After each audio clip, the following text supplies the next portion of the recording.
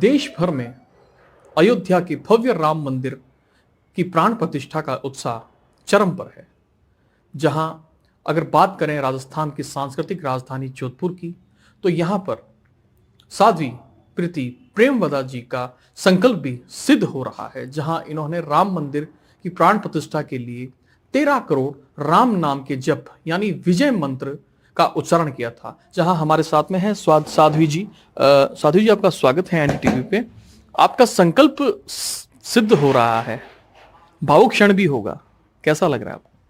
राम जी ने कई सालों की प्रतीक्षा को सिद्ध किया है।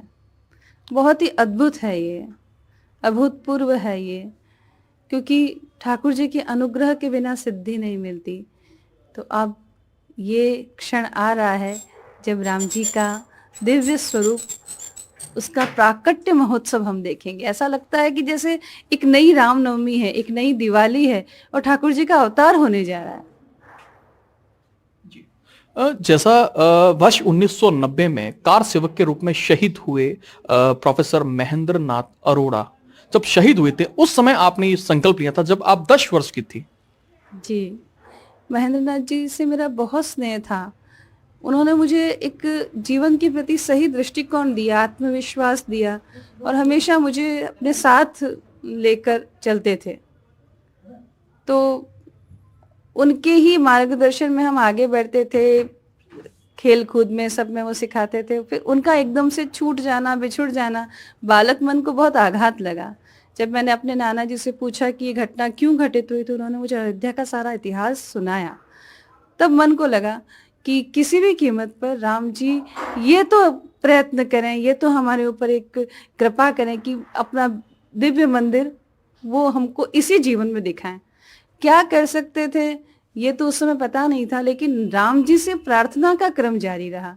और जब उन्होंने 2013 में अवसर दिया अशोक जी सिंघल के साथ जुड़ने का, विश्व हिंदू परिषद के साथ जुड़ने का, तो उनके ही दिव्य विनय पत्रिका का पाठ करने से हमको ये प्रेरणा मिली कि जैसे समर्थ गुरु रामदास ने शिवाजी के राज्याभिषेक के लिए, हिंदवी साम्राज्य की स्थापना के लिए श्री राम जय जय राम के 13 करोड़ जप किए थे, वैसे ही प्रबल प्रतिबंधक राम मंदिर के मिटें, इस संकल्प से हमको भी ये जप करने चाहिए।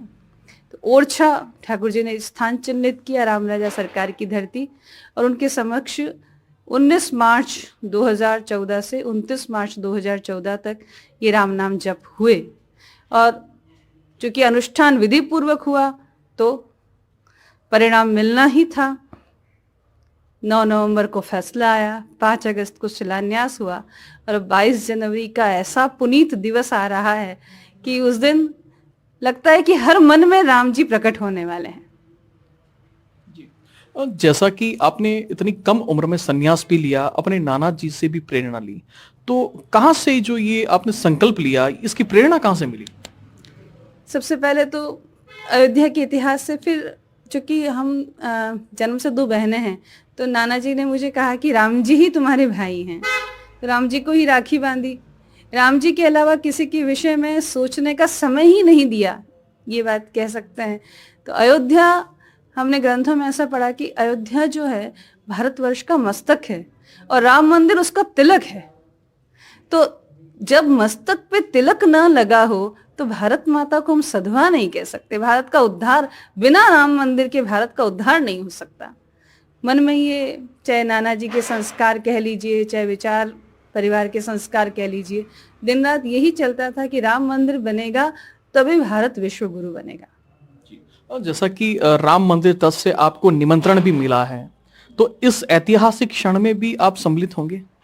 ऐतिहासिक क्षण में मैं हर क्षण सम्मिलित हूँ, लेकिन दूर से, क्योंकि वहाँ एक व्यवस्था की बाध्यता है। मुझे निमंत्रण है, मेरे साथ कोई जा नहीं सकता, और मैं चूंकि दृष्टि बाधित हूँ, अकेले जाना संभव नहीं है, और वहाँ व्यवस्थाओं में मैं एक हस्तक्षेप उत्पन्न करूँ वो भी ठीक नहीं है। तो मुझे लगता है कि जितने भी लोग जो ऐसे थोड़े से ठाकुर जी ने शारीरिक रूप से जिनको अक्षम बनाया है, वो ठाकुर जी उनके पास खुद ही चल कर आ जाएंगे उस क्षण।